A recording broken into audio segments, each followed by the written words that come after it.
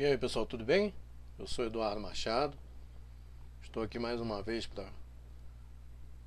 fazer análise de notícias do STJ. Mas primeiramente queria dizer para vocês que o nosso canal é dividido em três playlists. Na letra da lei, vou deixar o cardzinho aqui no alto, que é a lei seca em vídeo e áudio. Também tem os boletins de jurisprudência do Tribunal de Contas da União. Também vídeo e áudio, as súmulas do Tribunal de Contas da União. E analisando julgados, né, da qual esse vídeo faz parte. Também vou deixar o cardzinho aqui no alto. Então a nossa dinâmica é a mesma. A gente faz a leitura aqui da notícia e depois faz uma análise. Queria pedir para você que não é inscrito, se inscreva no canal.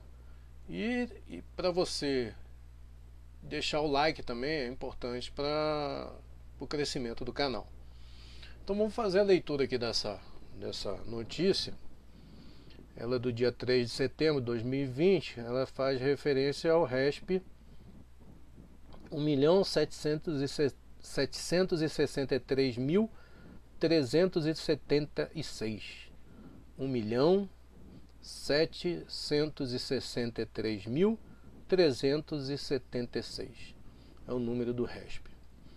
Então vamos lá fazer a leitura. E está bem explicativo isso aqui, está bem tranquilo. E reconhecida a fraude na venda de imóvel por empresário antes da desconsideração da personalidade jurídica. Por maioria de votos, a quarta turma do Superior Tribunal de Justiça reconheceu a existência de fraude à execução na venda de uma fazenda pelo único dono da empresa devedora, em alienação realizada antes da desconsideração da personalidade jurídica determinada no cumprimento de sentença de ação de cobrança.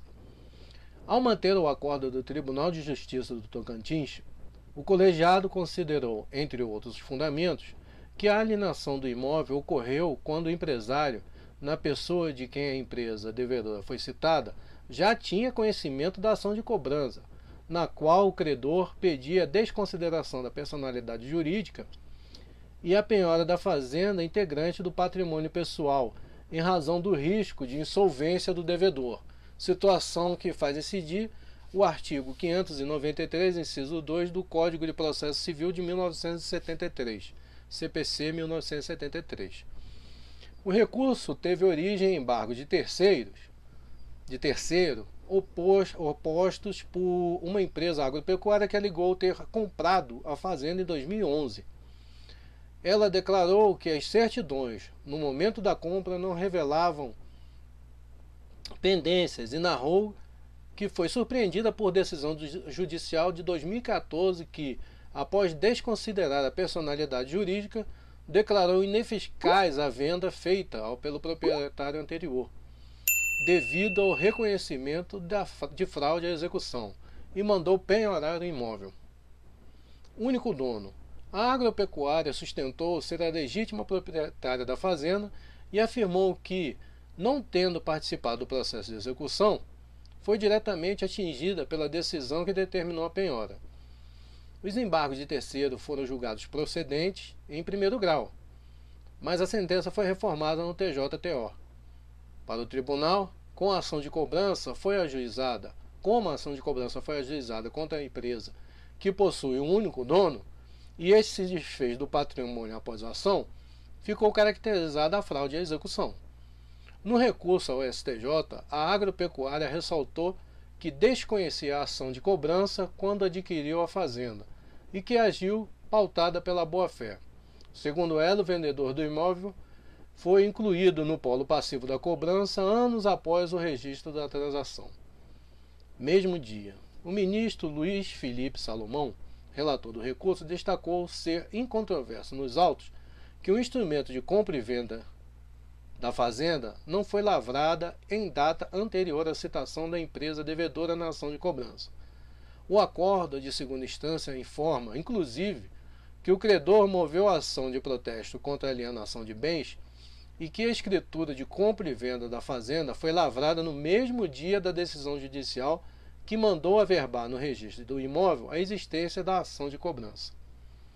Além disso, o ministro lembrou que, como único dono da empresa, o vendedor do imóvel teve ciência pessoal do processo de cobrança, no qual o credor requeria a desconsideração da personalidade jurídica e já alegava a tentativa de alienação de bem para impedir a satisfação do crédito.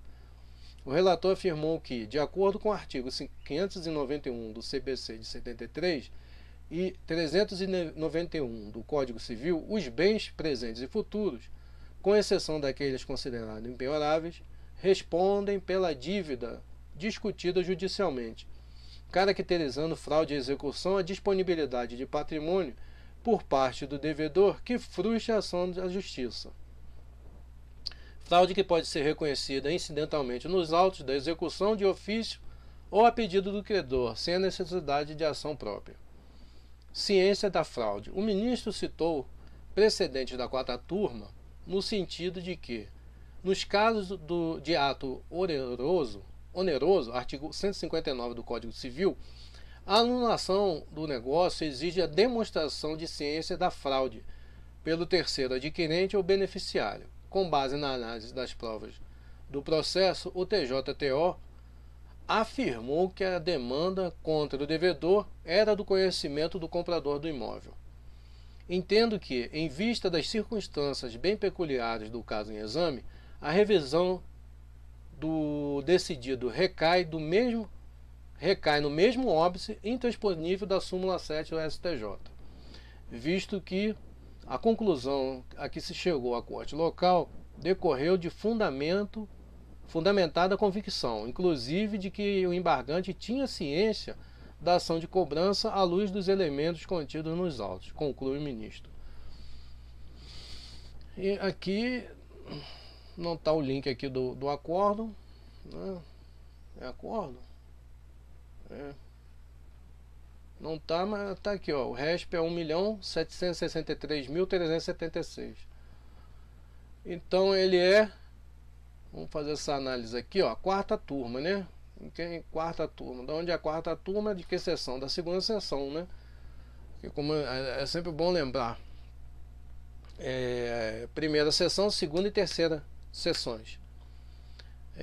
A primeira sessão de direito público, que abrange a primeira e a segunda turma. A segunda sessão de direito privado, segunda e terceira turma. Segunda e terceira não, primeira, segunda, terceira e quarta turma na segunda sessão. E a terceira sessão penal e quinta e sexta turma. Beleza, pessoal? Então aqui a gente está na quarta turma, ou seja, segunda sessão de direito privado. Então é uma coisa bem simples, né? O cara tentou dar a fraude aqui contra credores, né? Porque ele já tinha sido citado, ele sabia que ia ser executado, ele tinha coisa devendo e tentou fraudar a execução, vendendo a fazenda para essa agropecuária aí. Não colou, né? Simplesmente isso. Se realmente houve a boa-fé, né, o que não ficou caracterizada, a boa-fé de quem comprou essa agropecuária, e o imóvel foi penhorado. Né, foi desconsiderado, não, nem sei se ele fala que foi penhorado aqui, mas não foi considerada a venda, né? Ou seja, tá ali ainda no âmbito ainda do antigo dono. Então é isso, pessoal. Foi mais uma tentativa de querer fraudar, né, a execução, né? E não deu. Foi fraude, deu a fraude contra credores, né? Foi reconhecida a fraude contra credores. Tentou vender para poder se desfazer do patrimônio, para não honrar as dívidas, né? E foi isso que aconteceu. ficou caracterizada a fraude contra credores e a fazenda acabou sendo penhorada para poder pagar meio de dívida, né, da empresa que só tinha de único dono. Então é isso, pessoal. Mais uma análise, isso aqui está simples, é uma fraude contra credores muito recorrente na justiça brasileira, né, e que chegou até o STJ e acabou sendo reconhecida a fraude contra credores. Agradeço a visita, peço para quem não é inscrito, se inscreva no canal, para também deixar o like aí, e vou deixar aqui um cardzinho aqui também dos últimos vídeos publicados, do último vídeo publicado, e até a próxima análise aí de julgado do STJ. Valeu, pessoal!